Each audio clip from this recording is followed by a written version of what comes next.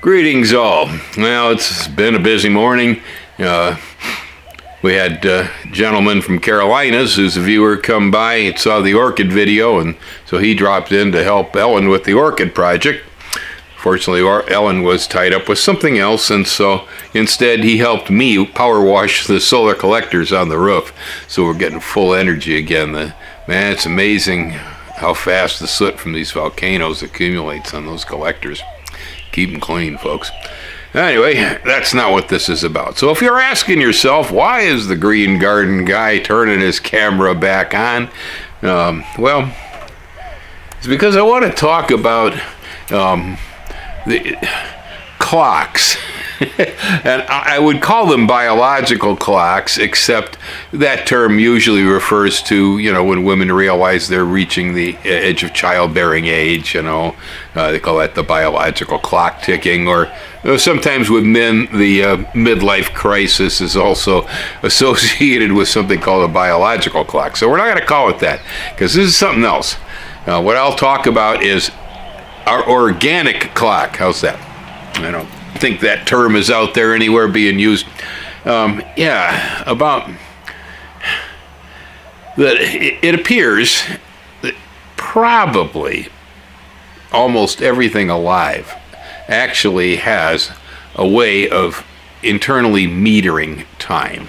This appears to be true.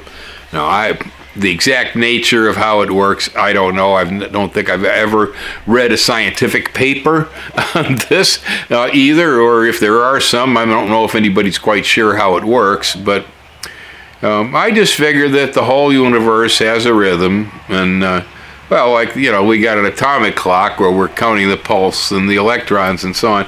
Well, I suppose, the body has electrons in it, so technically we're all atomic clocks. We all pulse in rhythm. But to start, I'll digress into the past, where I first came in contact with this idea. And it was during my 30s, when I was in my 30s, that I had a farm in Wisconsin. I worked on that. But then I worked as a rock and roll musician and sometimes a country musician. And that was mostly Friday and Saturday nights, sometimes Sundays, it depends. Seldom on weeknights, but almost always on the weekends. And then during the weekdays, I'd usually work a regular job, a regular 9 to 5, 40-hour-a-week thing. I was with the Carpenters Union during that period of time. Well, you never knew, maybe I'd get a Sunday evening gig, but then I had to go to work first thing Monday morning. These things would sometimes conflict. They always conflicted with farming. But so I used to use an alarm clock, and long time ago, my clock, actually wound it up and it had bells. Ding, ding, ding, ding, ding. Yeah, they were very annoying, very annoying. You see them in the old cartoon strips and the old movies. Eventually time moves on. We had a lot of electric clocks around, gear-driven things, and and then the clock radio. Clock radio came on, and that was better. It was possible to listen to a little bit of music or something for a while, gradually surfacing, Well, it was okay as long as I had the kind of schedule where I could do that sort of thing. At one time I did. But, when you're farming, working a regular job and playing gigs on the weekend, it's pretty hard to give yourself 20 minutes of laying around in the morning, listening to PBS or something. And so I resorted to the buzzer, get out of bed. I hated that buzzer. No, I hated the bells. I hate anything that drags me out of bed when I'm not ready to do it. Anyway, that's what I'd have to do, and I'd have to set my clock so I can get up in the morning and, say for instance I'd been out doing a Friday night gig, but maybe we had to work on Saturdays, and it's 7 o'clock in the morning maybe, and maybe I wouldn't be packed up and hitting the road till 1 a.m. So I wouldn't get much sleep. And of course the musician's always at a party. And so the potential for there being a hangover in the morning is also quite good. With me, usually very good. So, you know, that clock would go off 6 o'clock, so I can get up, get out of bed, and get to the office, and I'd reach over like this, and I'd hit the button. Well, a few times I hit the button so hard I smashed the clock radio. And it wouldn't work anymore. Well, they're not real cheap. And, well, I smashed 2 of them. Yeah. Eventually, when I destroyed the 3rd radio, I said to myself, there must be another way. I must be able to figure out how to do something with all of this. So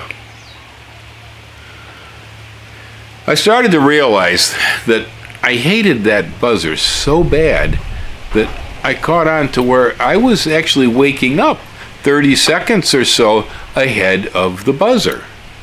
And I realized that I was awake when I was turning the clock off in the morning after a while. I said, well, that's interesting. Why do I know the clock's going to go off at this moment, you know, that I'd be awake for it? Well, no answer, but I decided to observe this phenomenon, and so I watched it for at least a year's time, where I realized I'd set the clock, but I'd get up in the morning before the clock went off. Just enough. A minute, 30 seconds, something on that order. So I'd be awake when the clock started to go, or I'd even just turn it off before it started to ring. And, well, after a year or so, all this, I said, you know, I don't think I need this clock. And so I took a chance. I turned the alarm off on my clock, and I kept going about my life. Well, I didn't skip a beat, didn't falter. I realized that I was still on schedule for everything. My body was doing it for me. Well, then that drew my mind to this idea that how can I meter time that precisely so I can wake up at the same moment every morning? Well, I started experimenting with it, and it's not unusual for me. If I can do it, I will find 20 minutes in the afternoon to take a nap. I like doing it. Been doing it most of my life when I can do it. Can't always. So I'd put my head on the pillow and I'd say 20 minutes.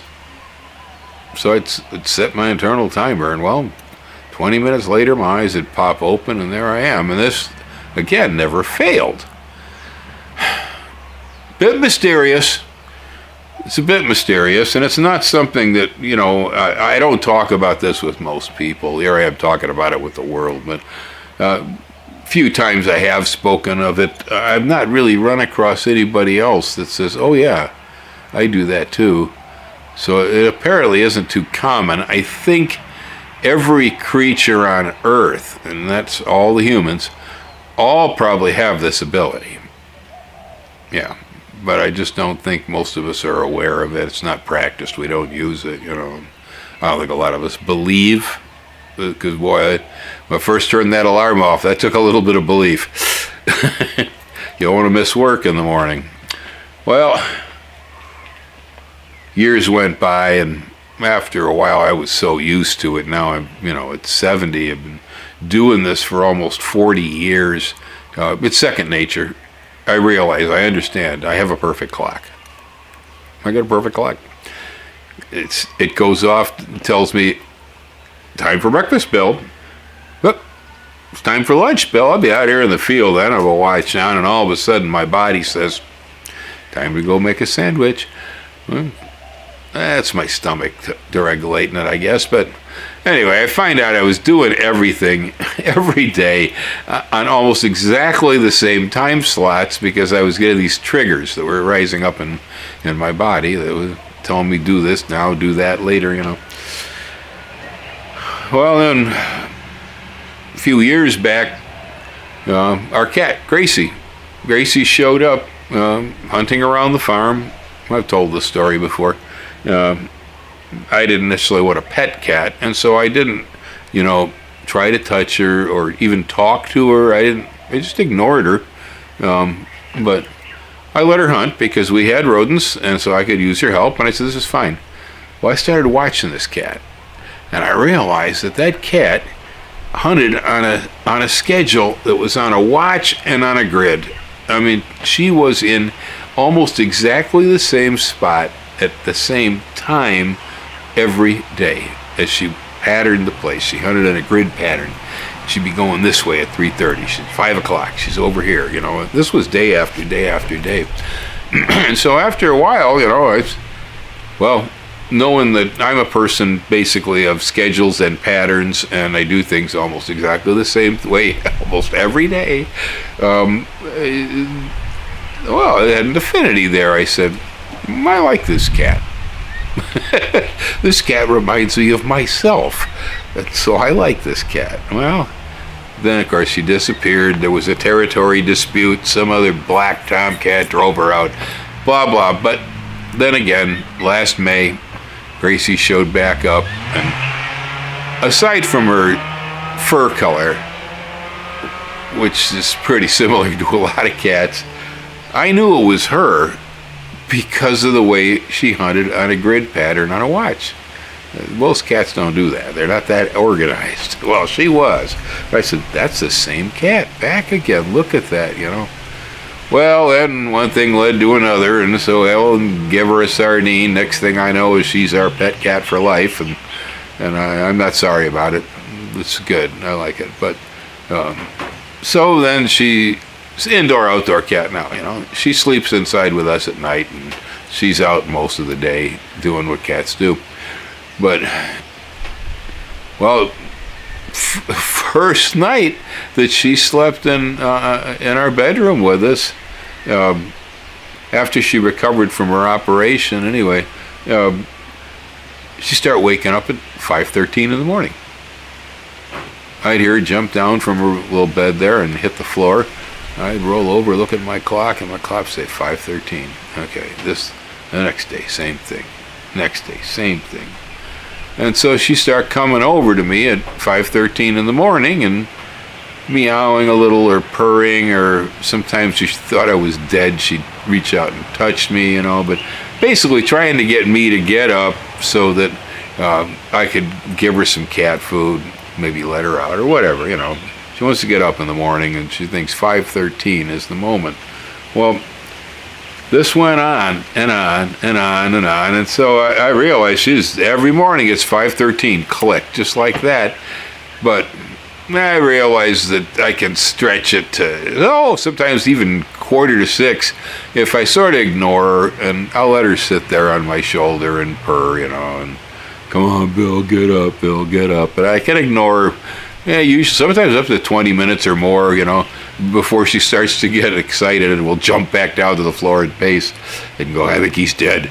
But anyway, so I mess with the time schedule just a little bit because I want to sleep in maybe, but no, she's 5:13. Well, here this morning I'm laying there and I'm awake because it's 5:12, you know, and I know the cat's gonna get down, so I wake up for this, and but I don't roll over and look at the clock.